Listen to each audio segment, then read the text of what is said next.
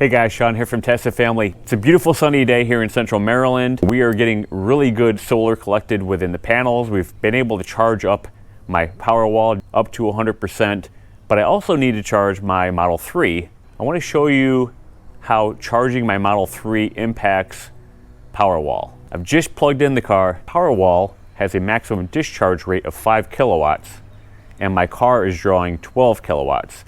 Let's take a closer look at the Tesla app so I can show you how this all plays out.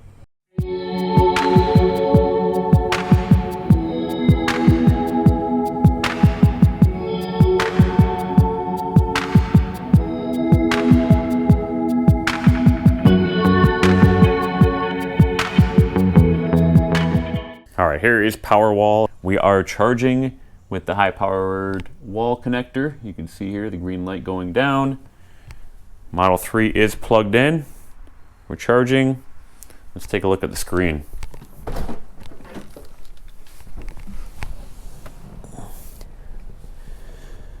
So charging, current state of charge 23%. I started at 21%, charging at 12 kilowatts and 48 amps. And I have my charge limit set to 80%. This is the maximum charge rate for the Tesla high-powered wall connector. At this rate, we are really making Powerwall work hard at 5 kilowatts.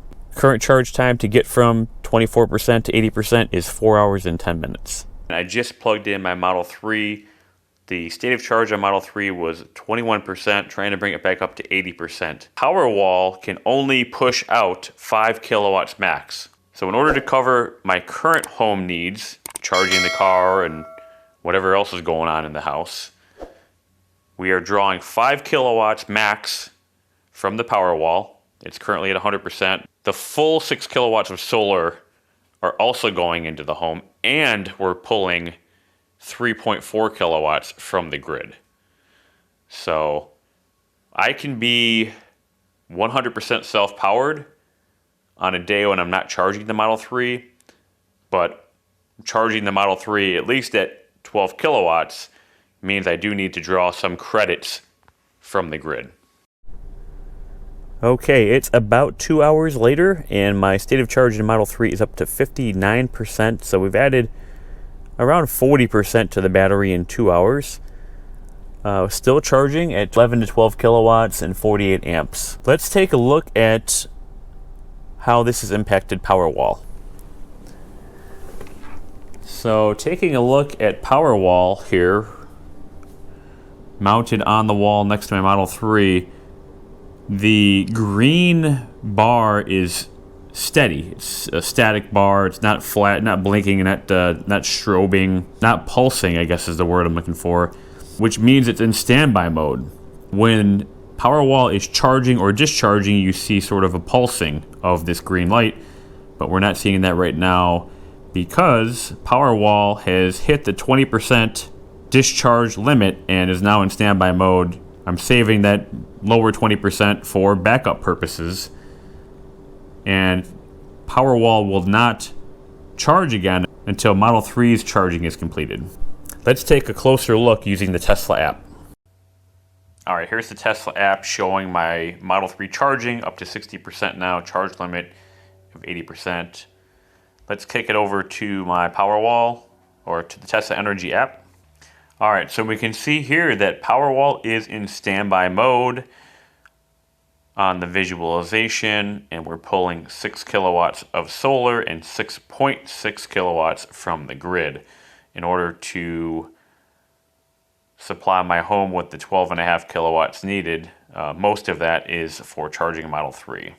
But even though we are drawing from the grid today, look down here in the impact section, 83% self-powered today. So still doing pretty good. Now I could have prevented Powerwall from discharging while my Model 3 was plugged in by making a small change in the settings here.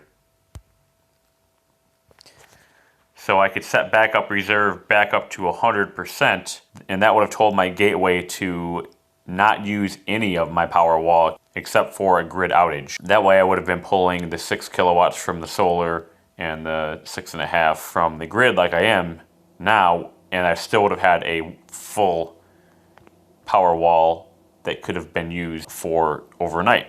Alright, gotta take the family out for the evening, so we didn't quite reach 80%, but I'm going to unplug Model 3 before I depart.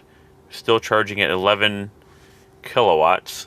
We'll unplug Model 3 and see if Powerwall begins to start charging with the excess solar being generated here. Alright, charging stopped, reflected here on the app. Switching over to Home Energy Gateway. And yeah, nearly instantaneously, now we're charging Powerwall. And not only charging Powerwall, but pushing a little bit back to the grid too, which is pretty neat. So there's probably still about 3 hours of daylight left. Hoping we can bring Powerwall back up to around 50% or so. Before the sun goes down, and then we'll be able to use that overnight tonight. Tomorrow is expected to be another sunny day, so should be able to bring Powerwall back up to 100% no problem. Thanks for watching. Alright guys, thanks for watching the video. If you really enjoyed it, make sure you subscribe to Tesla Family Channel here on YouTube. We really appreciate all of our subscribers and everyone who watches our videos.